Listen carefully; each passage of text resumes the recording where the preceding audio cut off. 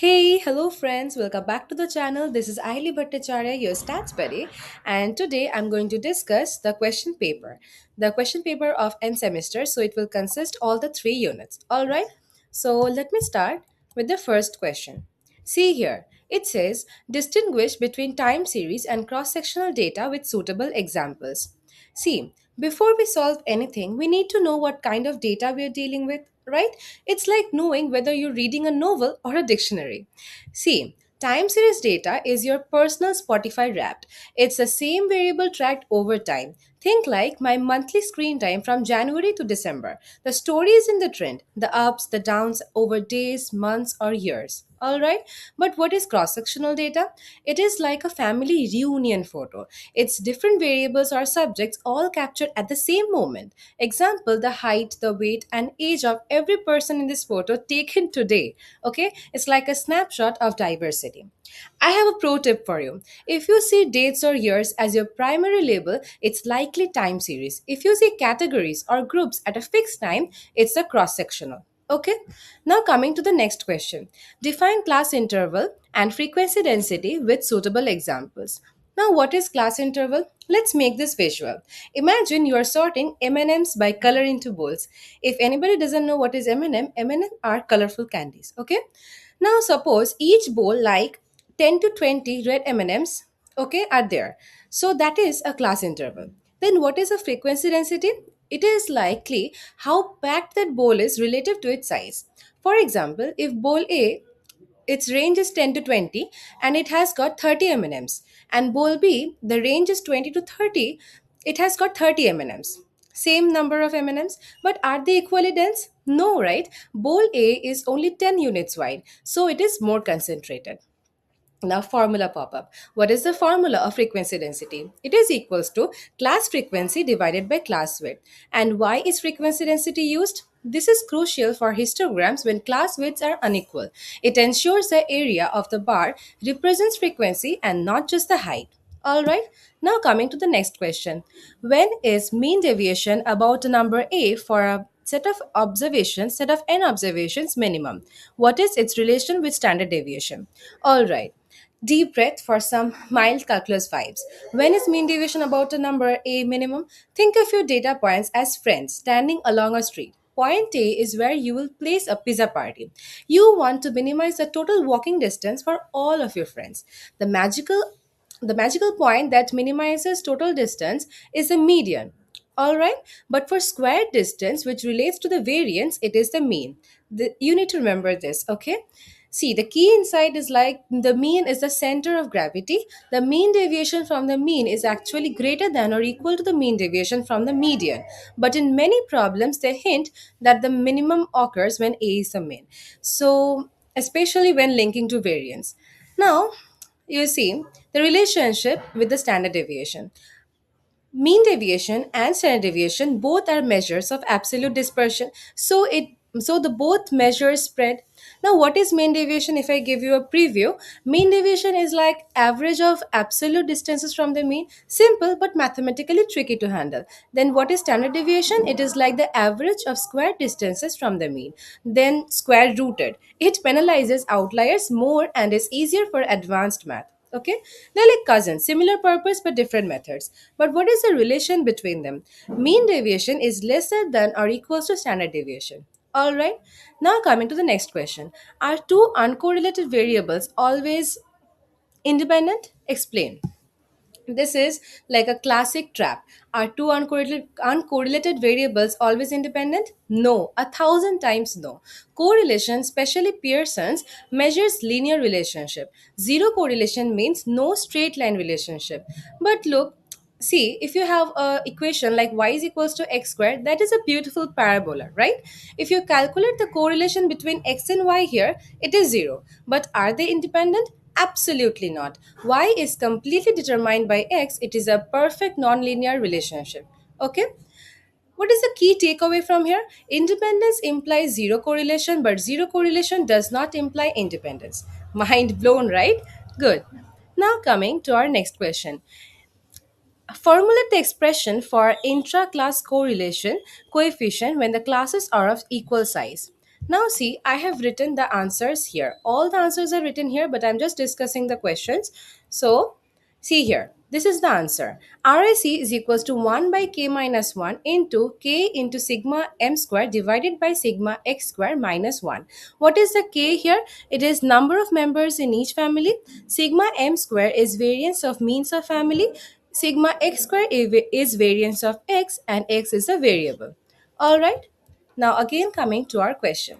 See, we are done with this group A. Now coming to the next group, which is group B. See the first question here. It is so small. Yeah, discuss the advantages and disadvantages of secondary data.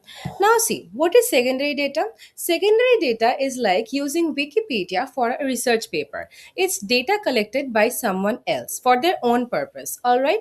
What are the advantages of secondary data? First, time and money saver. You skip the exhausting data collection phase. All right. Number two is wide scope. You can access national census data, global statistics, things you could never collect alone, right? And number three, longitudinal power. Perfect for studying trends over decades, right? Example, climate change data. Now coming to the disadvantages. First, fit. Like wearing someone else's glass. It might not match your research vision. All right. Number two is accuracy unknown. You weren't there, right? Were their methods sloppy? You often can't tell. Number three is definition drift. See, for an example, they're unemployed might mean out of work for 6+ months. But while yours can mean 1+1, okay? Same word, right? But different meaning. Now, when to use secondary data? It is for background, context, or when your question is broad. For precise or targeted research, primary data is the king. All right? Now, coming to the next question. Explain the construction of a stem and leaf display with an example. Illustrate the usefulness of this display and also mention one drawback. Okay, so let's get crafty with this data visualization. Take the numbers I have already written in the next slides. Okay, so I'm just discussing the questions. See, take the numbers 23, 58, 54, 32, and 68. Okay, the stem is the tens digit. So, what will be the tens digit from 23? It will be 2. From 58, it will be 5. Then 54, again 5. 32, 3. And 68, 6. All right. What is the leaf? It is the units digit. For 23, the units digit is what? The 3. 58, the units digit is 8. For 54, units digit is number 4. And 32 is 2. 68 is 8. And how do you need to organize it? First, you need to write the stem here. Okay, stem will be written as the tens digit 2, 3, 5, 6. All right, and you need to write the units digit in the right hand side. Will be which will be 3, 2, 4, 8, 8. Wait, I'm showing you. See here, here. 3 2 4 4. Okay, I've also taken the number 47 here, so there is also a stem of 4 and the leaf will be 7. All right, like this you will construct the stem and leaf display and show with an example. Now, see, why is it awesome? Yes, it is awesome because it's a histogram that keeps the raw data. You can see the shape and recover original numbers. And the drawback which we need to say is like it gets chaotic with large data set. Imagine 1,000 numbers here. It will be chaotic, right? Now, see, the question. Another question was what? Now, coming to the yes. No, it is group B. This is group C. Explain with an example how a frequency polygon can be constructed from a frequency distribution. Interpret the shape of the polygon if the numbers of classes are extremely large. See, how do you need to do this? Frequency polygon from a distribution.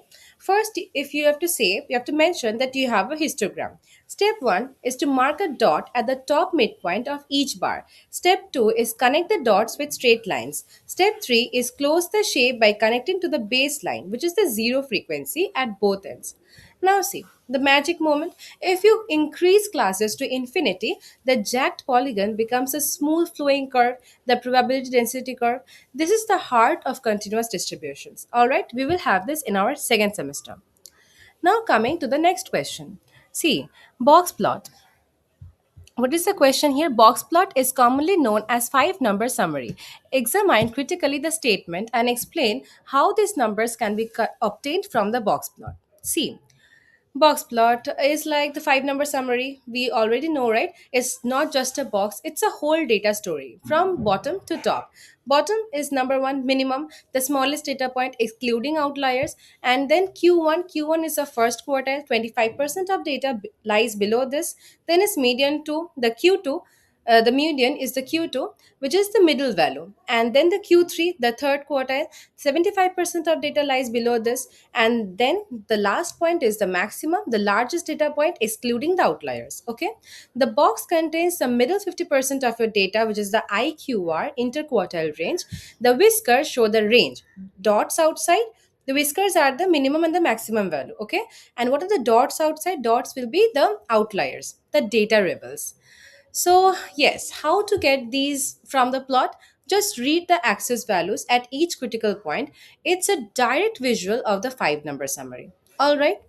I have also written how to calculate the IQR. IQR is Q3 minus Q1. All right. And like this. Now, coming to the next question. See, define Pearson's measure of skewness. Okay, Pearson's skewness measures how lopsided is your data. All right, measure one is skewness is equals to mean minus mode divided by standard deviation. What is the intuitive here? How far is the mean pulled from the mode by the tail? Okay, and measure two is skewness is equals to 3 into mean minus median divided by standard deviation. It is more robust. Median is less affected by outliers. All right. Now see, show that Pearson's second measure of skewness lies between minus 3 and 3. See, the most nice data, or for most nice data, the mean is within one range, okay, one of standard deviation of the median. So mean minus median divided by SD is roughly between minus 1 and 1. Multiply by 3 and you get minus 3 to 3. It's a theoretical boundary for this formula. All right. Now see, we have a question. The scores, for this question, I will show you the answer which I have written. Here, yes. Here is a question. You cannot zoom in. Yes. This is the question. See, our question we have been given with these data. Number of students is 10. X denotes the scores in mathematics. Y denotes the scores in statistics. And we are given with these data. Okay. Summation X is 71. Summation of Y is 70. XY is 527 and all this. Now, how to calculate these? How to calculate the RXY? RXY is what? The correlation coefficient. How do I calculate this? See the formula. First, we find the means of x and y. Summation of x is given, and we know the n number of students. Then we can find the x bar, which is equals to 7.1. And same way we can find the mean of y, which is summation of y divided by n, which is 70 by 10, is equals to 7. Now to find correlation coefficient, okay? What is the formula for correlation coefficient? It is covariance xy divided by sigma x into sigma y.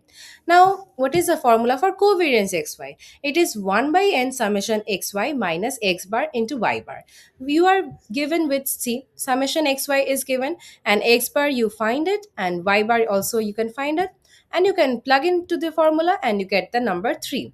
Now you find sigma x square. What is the formula of variance of x? 1 by n summation of x squared minus x bar whole square. We use this formula, okay?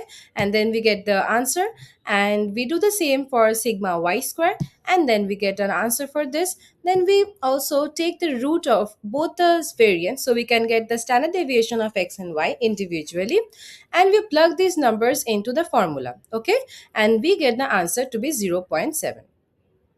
All right. Yes. Now coming to the next question then.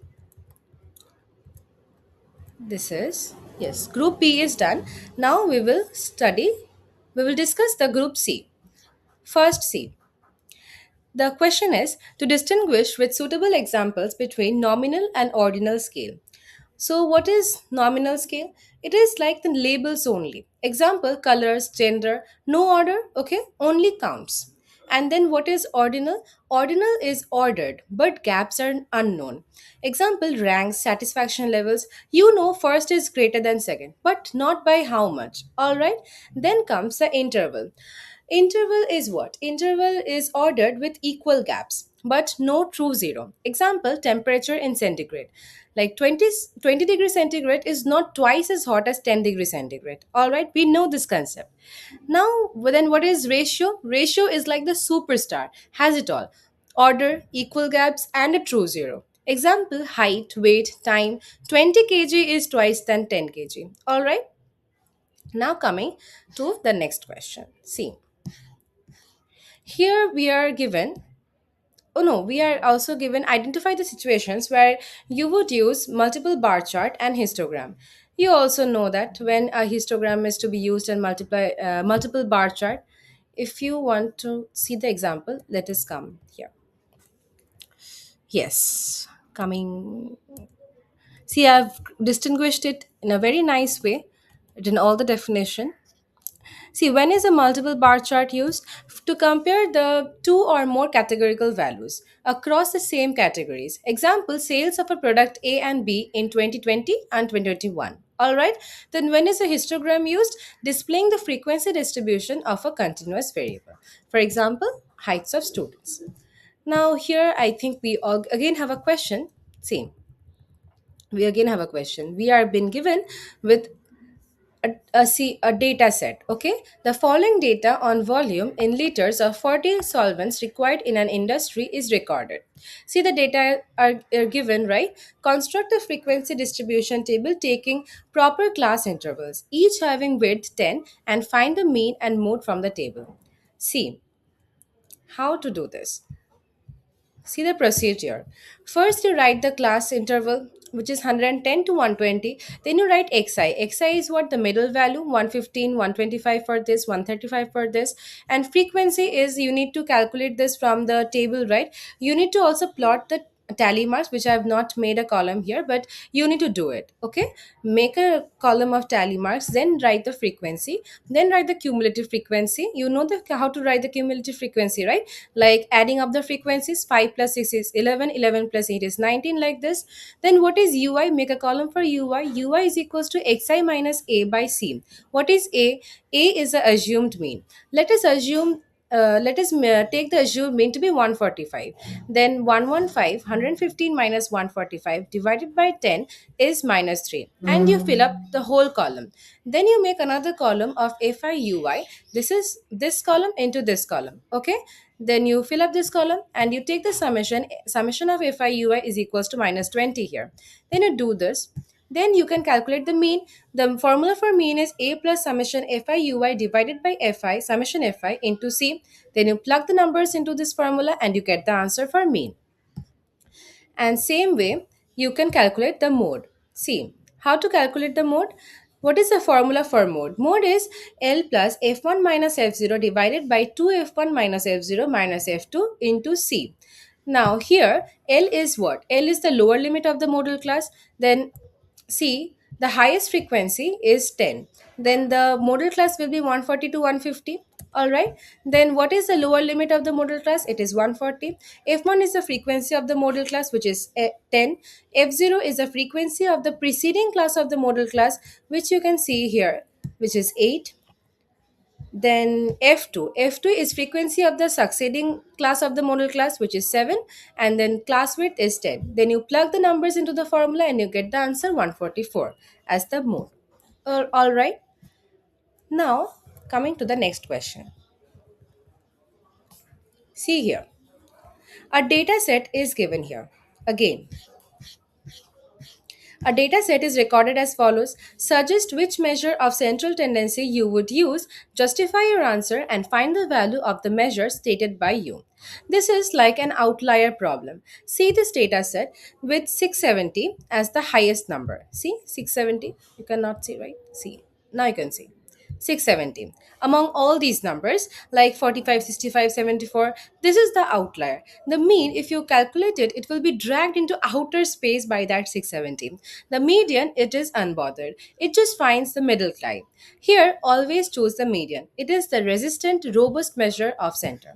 Now, how to find median graphically for group data? First, draw an OJ, cumulative frequency curve. Then next is to find n by 2 on the y-axis. What is n? N is the total frequency. Number 3, and y-axis, what do we plot in the y-axis? It is the cumulative frequency. All right. Next is draw a horizontal line to the curve, then drop down to the x-axis. Then that x-axis, that x value is the graphical median. Okay, it is your visual interpolation, the method. Now coming to the next question. How okay, this is done. How can you obtain the measure suggested above graphically for group data? Then we have the last question. We are given 10 competitors in a musical test which were ranked by two judges, A and B, in the following order. So basically, the ranks are given here, and you need to find the Spearman's rank correlation coefficient and interpret the result obtained. Now, see. How will you find it? This one's for rank data, like two judges ranking contestant. First step is to rank the scores of from each judge. We are already given with that. Then next is to find the difference, D in the ranks for each contestant. Then the next column will be square of those differences, D square, which is, and then we take the summation of all the differences of the ranks. All right. And then you need to plug into the formula. What is the formula for untied case? It is rho is equals to 1 minus summation of 1 minus 6 into summation of di square divided by n into n square minus 1. If rho is near plus 1, the judges agree. If it is near minus 1, they completely disagree. All right. Now the next question, see, outline the expression for Spearman's rank correlation coefficient for tied case. So what is the formula for that? Rho is equals to 1 minus 6 into summation of di square plus tx plus ty. Tx and ty are the correction factors. All right, they are the number of tied cases. What is tx? Tx is equal to 1 by 12 summation of 6 summation of wait, if I have, yes, see, I have given the solution for this question, and see, the tied case is tx and ty.